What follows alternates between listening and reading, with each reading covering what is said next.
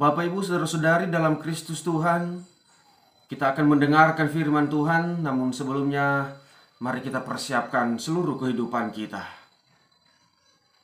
Damai sejahtera Allah yang melampaui segala akal akan memenuhi hati dan pikiranmu di dalam Kristus Yesus. Amin. Firman Tuhan yang akan kita renungkan dibaca dari kitab Matius pasal 7 ayat yang pertama sampai 11. Begini firman Tuhan. Jangan kamu menghakimi supaya kamu tidak dihakimi. Karena dengan penghakiman yang kamu pakai untuk menghakimi, kamu akan dihakimi, dan ukuran yang kamu pakai untuk mengukur akan diukurkan kepadamu. Mengapakah engkau melihat selumbar di mata saudaramu, sedangkan balok di dalam matamu tidak engkau ketahui? Bagaimanakah engkau dapat berkata kepada saudaramu, biarlah aku mengeluarkan selumbar itu dari matamu, padahal ada balok di dalam matamu?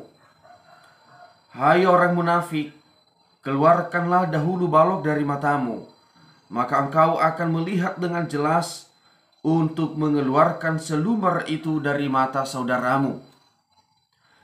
Jangan kamu memberikan barang yang kudus kepada anjing, dan jangan kamu melemparkan mutiaramu kepada babi, supaya jangan diinjak-injaknya dengan kakinya, lalu ia berbalik mengoyak kamu.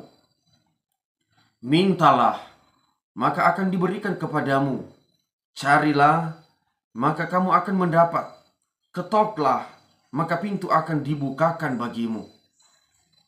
Karena setiap orang yang meminta, menerima, dan setiap orang yang mencari, mendapat, dan setiap orang yang mengetok, baginya pintu dibukakan. Adakah seorang daripadamu yang memberi batu kepada anaknya jika ia meminta roti? Atau memberi ular jika ia meminta ikan? Jadi jika kamu yang jahat tahu memberi pemberian yang baik kepada anak-anakmu, apalagi Bapamu yang di sorga, ia akan memberikan yang baik kepada mereka yang meminta kepadanya. Demikian pembacaan nas firman Tuhan. Yang berbahagia adalah mereka yang mendengar, melakukan firman Tuhan dalam kehidupan sehari-hari. Saya menyapa Bapak, Ibu, saudara-saudari sekalian, Salam. Saudara-saudara dalam Kristus Tuhan, tema firman Tuhan yang kita renungkan hari ini adalah setiap orang yang meminta akan menerima. Saudara-saudaraku dalam Kristus, kita tahu bahwa segala kebutuhan, apa yang kita perlukan, makanan, minuman, pakaian, dan apapun yang kita butuhkan, kita minta dari Tuhan. Dan kita tahu dan kita percaya Tuhan yang baik akan memberinya bagi kita. Tetapi perlu kita ketahui, tidak segampang apa yang kita minta akan dikabulkan oleh Tuhan. Karena segala yang kita minta dan Tuhan mengabulkannya, itu ditentukan oleh perlakuan, sikap, perbuatan kita yang berkenan kepada Tuhan setiap hari. Itu ditentukan oleh bagaimana hidup kita sehari-hari memuliakan Tuhan, ditentukan oleh bagaimana hubungan kita yang baik dengan Tuhan. Itulah sebabnya Yesus sebelumnya menasihati supaya jangan menghakimi. Karena yang menghakimi akan dihakimi juga. Penghakiman yang dimaksudkan di sini bukan berbicara soal pengadilan. Misalnya ada orang yang bersalah, ada orang yang mencuri, kemudian jangan dihakimi, jangan dihukum, jangan dipenjara, dibebaskan saja. Tidak berbicara seperti itu ayat firman Tuhan menghakimi di sini. Tetapi ini lebih kepada orang-orang yang merasa benar, yang merasa suci, yang merasa baik, yang merasa tidak ada dosa, kemudian dengan gampangnya menuduh orang lain, suka menyalahkan orang lain, mencari-cari kesalahan orang lain. Bahkan ia usahakan agar orang lain itu harus dihukum, diusir, dihancurkan, dan dijatuhkan dari pekerjaannya, dijatuhkan kehidupannya. Itulah arti menghakimi yang dimaksudkan di sini. Karena memang orang-orang zaman sekarang lebih suka menjadi juri dan menjadi CCTV bagi kehidupan orang lain. Ia hanya mampu menjadi juri, menilai, melihat kelebihan dan kekurangan orang lain. Hanya suka melihat kelemahan-kelemahan dan kekurangan, kesalahan-kesalahan orang lain. Lalu ia menilai dan ia mengambil kesimpulan orang itu berdosa. Orang itu bersalah. Orang-orang hanya mau menjadi CCTV bagi kehidupan orang lain. Yang hanya mau merekam, menyimpan setiap kesalahan yang dilakukan setiap orang. Kemudian ia mengambil kesimpulan, orang itu berdosa, orang itu bersalah. Itulah sifat menghakimi yang dimaksudkan di sini. Orang-orang hanya mau menyalahkan orang lain. Orang-orang hanya melihat dosa orang lain. Padahal ia sendiri tidak sadar dosanya juga lebih besar. Ia lupa mengoreksi diri. Ia lupa menilai diri sendiri. Bahkan ia merasa selalu benar. Ia merasa tidak pernah melakukan kesalahan dan dosa. Ia merasa lebih suci, lebih mulia. Sehingga ia gampang menyalahkan orang lain. Ia lupa kalau dosanya lebih besar. Ia juga lupa kalau dosanya lebih banyak. Ia telah melakukan dosa dan kesalahan yang besar. Misalnya, ia menuduh orang lain mencuri. Ia menuduh orang lain korupsi, telah menipu, telah berzina. Ia suka menuduh orang lain. Padahal ia sendiri telah menutupi dosa yang sangat besar. Ia telah menyembunyikan dosa yang sangat besar. Misalnya, contohnya, pada saat ia menikah, dia hamil di luar nikah. Atau mungkin anak perempuannya ada yang hamil di luar nikah. Kemudian ditutupi dan tidak diselesaikan. Dan dinikahkan secara baik-baik. Dosa telah ia tutupi, telah ia bungkus supaya tidak ketahuan. Ia tidak mengoreksi diri. Ia tidak melihat dirinya. Tetapi ia mengatakan kepada orang lain, orang itu berzina. Orang itu berdosa. Ia sendiri sering menipu orang lain dalam bisnisnya. Misalnya ia menjual minyak misalnya. Kemudian supaya dapat untung besar, ia campur air di minyak itu supaya menjadi banyak, kemudian ia jual. Itu kan namanya menipu. Ia tidak mengoreksi diri. Ia tidak melihat kesalahannya. Ia suka menipu dalam bisnisnya demi mendapat keuntungan yang banyak. Padahal ia suka menyalahkan orang lain, mengatakan orang itu menipu, orang itu korupsi, orang itu banyak dosa, melakukan dosa yang besar. Inilah orang yang suka menghakimi orang lain. Tidak menilai dan tidak mengoreksi diri sendiri.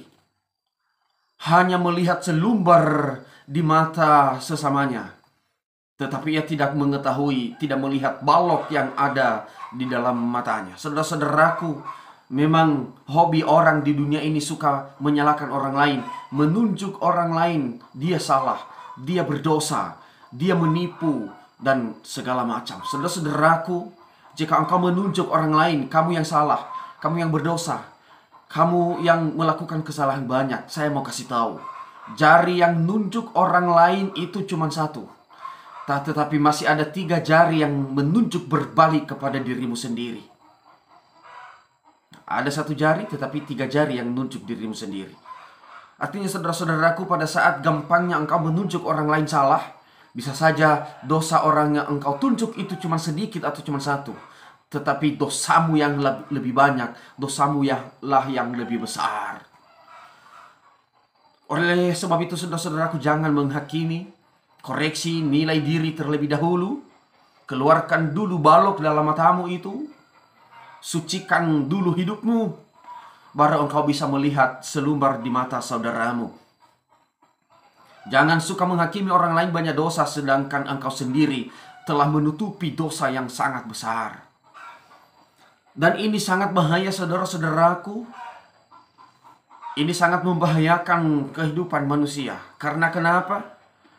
Karena untuk menilai kehidupan orang itu berdosa atau tidak bagi perbuatan yang ia lakukan, itu bukan wewenang manusia, tetapi itu haknya Tuhan.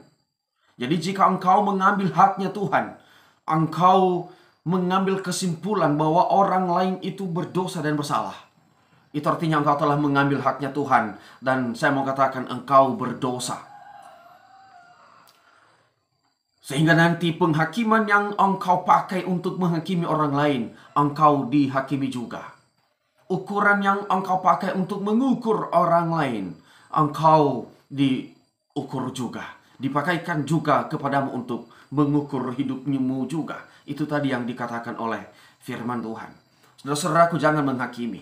Perbaikilah hubungan kepada sesama. Jangan menuduh, jangan menghakimi. Jangan langsung menyimpulkan kehidupan orang lain bersalah. Tetapi mulailah dari diri sendiri untuk bisa hidup suci di hadapan Tuhan, untuk melakukan firman Tuhan, sehingga kita hidup dalam kesucian, kita hidup dalam kasih Tuhan, sehingga setelah hidupmu bersih, setelah engkau mengeluarkan balok di dalam matamu, engkau memuliakan Allah dengan perbuatanmu, baru boleh engkau menghadap Tuhan di dalam tahtanya. Baru engkau boleh datang di hadapan kemuliaan Tuhan dan meminta segala kebutuhanmu. Karena kehidupan yang baik di hadapan Tuhan setiap hari membuat seseorang itu akrab dekat dengan Tuhan. Dan setiap orang yang sudah akrab dan dekat itu, maka tidak segan-segan lagi untuk meminta apa yang diperlukan. Perbaiki hubunganmu dengan sesama dan perbaiki hubunganmu dengan Tuhan. Datang dan berdoalah kepadanya, maka permintaanmu akan dikabulkan oleh Tuhan.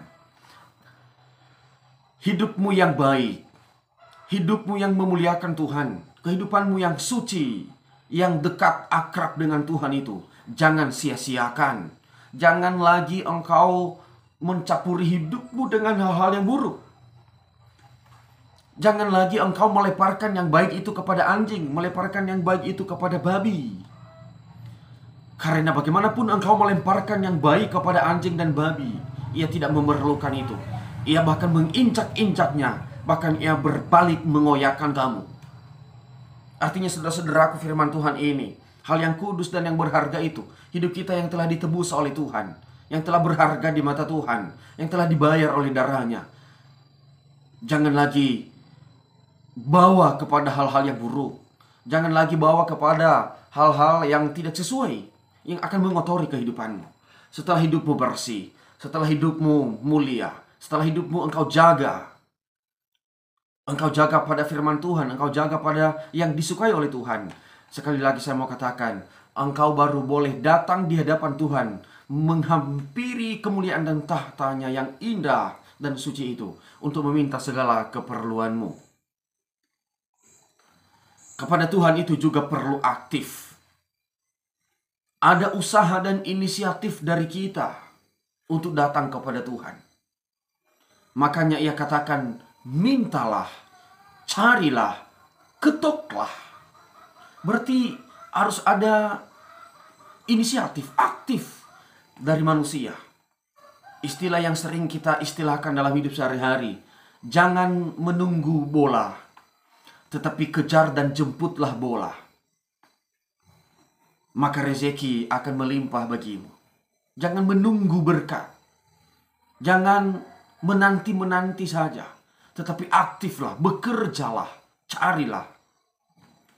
Maka berkat itu akan melimpah dalam kehidupanmu. Tuhan itu memberi karena ia tahu itu adalah kebutuhan kita. Orang tua saja ia mampu memberi yang terbaik bagi anak-anaknya. Tidak mungkin seorang orang tua akan memberi batu kepada anaknya ketika anaknya meminta roti. Orang tua pasti tahu memberi sesuai permintaan anaknya, karena itu adalah kebutuhan anaknya. Begitu juga Tuhan kita. Ia tahu kebutuhan kita. Ia tahu apa yang kita perlukan. Sehingga ketika kita meminta, Ia pasti memberi sesuai kebutuhan kita. Karena itu tetap mintalah. Carilah dan ketuklah. Aktiflah di dalam Tuhan. Carilah kemuliaannya. Datanglah ke tahtanya. Lakukanlah firman-Nya. Sucikan, kuduskanlah hidupmu kepada sesamamu setiap hari. Maka ketika engkau datang di hadapan Tuhan meminta kebutuhanmu, Tuhan pasti akan mengabulkannya. Tuhan pasti akan memberinya. Tidak mungkin juga engkau terima jika tidak meminta. Kalau kita ambil contoh saja dalam kehidupan kita sehari-hari, jika engkau datang ke rumah temanmu dengan tujuan mau meminta sesuatu, meminta minjam barangnya misalnya. Walaupun engkau telah sampai ke rumah temanmu, tetapi kalau engkau tidak meminta apa keperluanmu, nggak mungkin dia tahu, nggak mungkin dia langsung memberi. Kita harus ungkapkan, engkau harus meminta. Kawan, aku butuh ini, boleh nggak aku pinjam barangmu? Lalu karena itu adalah temanmu, itu adalah sahabatmu, maka ia tidak ragu-ragu untuk memberi kepadamu. Ketika hubunganmu telah baik kepada Tuhan, karena ia melihat kehidupanmu sehari-hari baik dengan sesamamu, engkau menjaga hidupmu dalam kesucian. Ketika engkau datang meminta kepada Tuhan, ungkapkanlah apa kebutuhanmu kepada Tuhan, maka ia pasti memberi sesuai dengan kebutuhanmu apa yang engkau minta. Tuhan kita adalah Allah yang baik, yang peduli dan penuh kasih sayang. Ia pasti tahu dan melihat apa yang kita butuhkan. Mintalah, Dia akan memberikan kepadamu. Karena setiap orang yang meminta pasti akan menerima. Tuhan Yesus memberkati. Kita berdoa. Allah yang kasih, yang baik, peduli bagi kami telah mendengar firman-Mu, agar hidup kami jaga dalam kesucian dan kekudusan. Kami membersihkan hidup terlebih dahulu. Kami tidak suka menghakimi. Dan kami layak di hadapan-Mu untuk meminta berkat segala sesuatu yang kami butuhkan. Berkati kami, kuatkan kami, agar kami mampu melakukannya. Amin.